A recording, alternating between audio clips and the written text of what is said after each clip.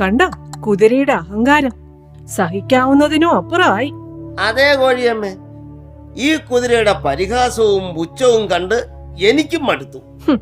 ഈ ദേശത്ത് വേറെ കുതിരയില്ലെന്നാ അവന്റെ വിചാരം. ആനയ്ക്ക് കാണില്ല ഇത്രയും അഹങ്കാരം. കുതിര തന്റെ യജമാനനെയും കൊണ്ട് ഗ്രാമപാതയിലൂടെ നടന്നു വരുമ്പോൾ അവന്റെ മനസ്സിൽ ഒരു ചിന്തയുണ്ടായി. എന്റെ മേലെ കയറിയിരിക്കാൻ ഇയാൾക്ക് എന്ത് യോഗ്യതയാ ഉള്ളത്? എന്നോട് എന്തുമാത്രം ബഹുമാനമാണ് ഗ്രാമീണർക്ക്. ആ കോഴി പറഞ്ഞത് എത്ര ശരിയാണ്. കുതിര കൂടുതൽ അഹങ്കാരത്തിൽ തല ഉയർത്തി നടന്നു. ഗ്രാമീണർ തന്നെയാണ് വണങ്ങുന്നതെന്ന് മടയനായ കുതിര വിശ്വസിച്ചു. അങ്ങനെ കുതിരയും ഗ്രാമത്തലവനും ഗ്രാമചന്തയിലെത്തി. ഓ, ആളുകൾ എന്നെ തന്നെയാ നോക്കുന്നേ.